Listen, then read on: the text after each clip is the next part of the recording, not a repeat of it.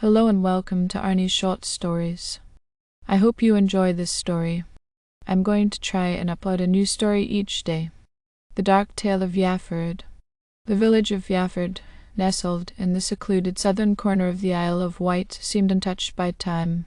Holly Arnold first noticed its peculiar stillness as her car rumbled over the uneven cobblestones, the engine's hum swallowed by the surrounding thickets of ancient oaks. She had come seeking respite, a brief escape from the bustling life in Newport. The recommendation of a quaint cottage rental from a colleague had seemed ideal. Yet, as she crossed the stone bridge into the village, a prickling sensation crawled up her spine. Yafford was a picture of rural charm, whitewashed cottages with thatched roofs, a weathered church standing sentinel atop a hill, and a babbling brook weaving through the village green. But the faces of the villagers, those few she glimpsed, were wan and hollow-eyed, their gazes darting nervously toward the horizon as though expecting something to emerge from the shadows. The cottage, quaint as promised, sat at the edge of the woods. Its beams creaked with age, and the smell of damp earth lingered inside. As Holly unpacked, she discovered a journal tucked beneath the bed, its cover embossed with the name Agatha Crow. Curiosity overpowered her hesitation. The journal's brittle pages revealed chaotic scrawl recounting tales of the village stock history. In the 17th century, Agatha Crow had been accused of witchcraft. The villagers, gripped by hysteria, had dragged her to the churchyard, where she was burned at the stake. Her dying curse echoed in Holly's mind as she read, "I will return when the moon bleeds and the air tastes of sorrow. None shall escape my wrath." The pages ended abruptly, smeared with ink and what appeared to be blood. Holly shivered, her breath hitching as the temperature in the room seemed to drop. Outside, the wind howled, shaking the window panes. The first night passed fitfully. Holly dreamed of flames licking at her feet, of a woman's anguished screams reverberating through the woods.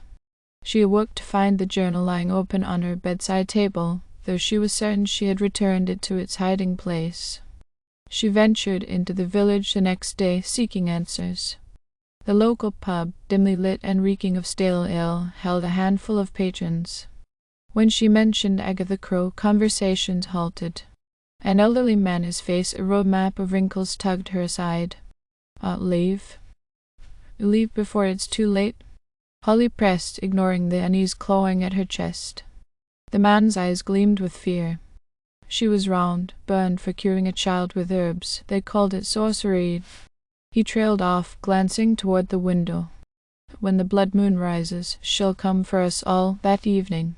Shadows stretched unnaturally long, and the woods buzzed with unseen life. Holly, unable to shake her growing dread, returned to the cottage. She found the journal open again, this time to a page she hadn't noticed before. It described a ritual, a way to banish the curse, but the ingredients were peculiar: grave dirt, yew leaves, and a drop of innocent blood. Determined to unravel the truth, Holly ventured into the woods. The air was thick with the scent of decay, and the trees seemed to whisper as she passed.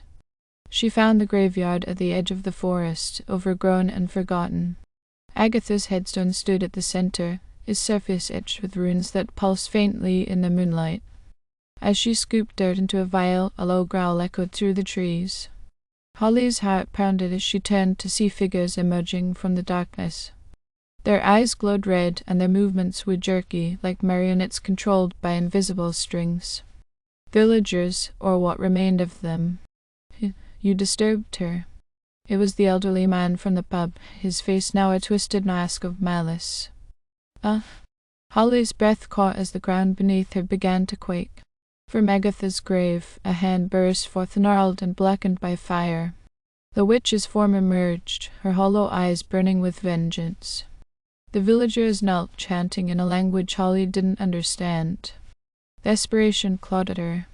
Clutching the vial, she scrambled to complete the ritual, mixing the ingredients on a flat stone. Her hands trembled as she sliced her palm, letting her blood drip onto the concoction. Agatha's laughter was a bone-chilling sound. "Do you think you can stop me, child?" Holly didn't answer. She recited the incantation from the journal, her voice shaking but resolute. The mixture ignited in a burst of white light, engulfing the graveyard. Agatha screamed, her form dissolving into ash. The villagers collapsed, their red eyes fading. The sun rose over Yafford, its warm rays chasing away the lingering shadows. Holly stood in the graveyard, exhausted but alive. The villagers, now free from the curse, thanked her with tearful gratitude. Yet as Holly drove away, the journal resting on the passenger seat flipped open, its pages blank save for a single line, "The curse never ends." Thank you for listening. I hope you enjoyed this story. Please don't forget to like, and even better, like and subscribe. Thank you very much, and I hope you have had or have a great day.